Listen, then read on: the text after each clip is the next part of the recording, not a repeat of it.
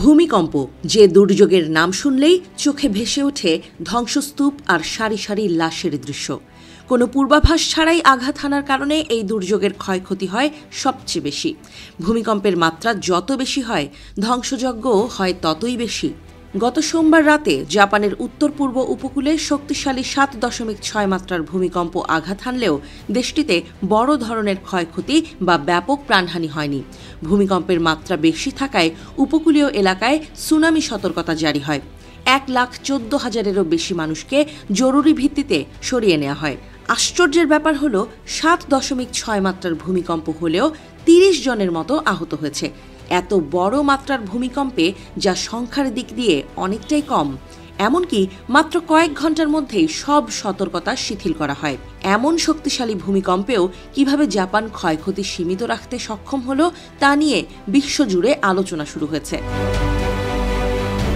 বিশ্বের অন্যতম ভূমিকম্পপ্রবণ দেশ হওয়ায় জাপান বহু বছর ধরে যে প্রযুক্তিগত প্রস্তুতি ও নীতিমালা গড়ে তুলেছে তা আবারও দেশটির দুর্যোগ ব্যবস্থাপনায় কার্যকর ভূমিকা রেখেছে। বিশ্বের অন্যান্য স্থানে এই মাত্রার ভূমিকম্প বড় বিপর্যয় ডেকে আনতে পারত, কিন্তু জাপান প্রযুক্তি প্রস্তুতি এবং সচেতনতায় এতটাই এগিয়ে যে দেশটিতে ভূমিকম্পে ক্ষয়ক্ষতি বা হতাহতের ঝুঁকি তুলনামূলক কম থাকে।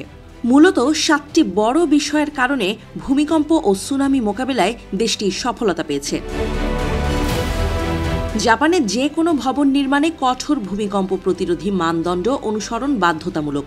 উচ্চ ভবনগুলোতে ভূমিকম্প শোষণ প্রযুক্তি, বিশেষ রড, বেজ আইসোলেশন এবং নমনীয় কাঠামো ব্যবহার করা হয়। পুরনো ভবনকেও নিয়মিত রেট্রোফিট করা হয়। জাপানি আবহাওয়া সংস্থা JMA ভূমিকম্পের প্রাথমিক সিসমিক তরঙ্গ শনাক্ত করে কয়েক সেকেন্ডের মধ্যে মানুষকে সতর্কবার্তা পাঠাতে পারে। সংস্থাটি এই কাজটি করে থাকে মোবাইল ফোন, টিভি, সাইরেন ও পাবলিক ঘোষণার মাধ্যমে। এতে মানুষ আশ্রয় নিতে, লিফট থামাতে, গ্যাস লাইন বন্ধ করতে কয়েক সেকেন্ড সময় পায়, যা জীবন বাঁচায়। জাপান তার নিয়মিত ভূমিকম্প মহড়ার জন্য বিশ্বব্যাপী খ্যাত। স্কুল থেকে অফিস সব জায়গায় নিয়মিত মহড়া পরিচালিত হয়। ভূমিকম্পের ক্ষেত্রে কি করতে হবে তা শেখানো হয়। প্রতি বছরের 1 সেপ্টেম্বর দেশটিতে জাতীয় দুর্যোগ প্রস্তুতি দিবস পালিত হয়। এ সময় পুরো দেশ জুড়ে সিমুলেশন শিক্ষা ও সচেতনতা কার্যক্রম চলে। এছাড়া সরকার পুরনো বাড়ি ও ভবনগুলোকে আধুনিক ভূমিকম্প সহনশীল মানদণ্ডে উন্নীত করে। এতে পুরনো ভবন ধসের ঝুঁকি কমে। এজন্য জাপান সরকার ভর্তুকিও প্রদান করে থাকে।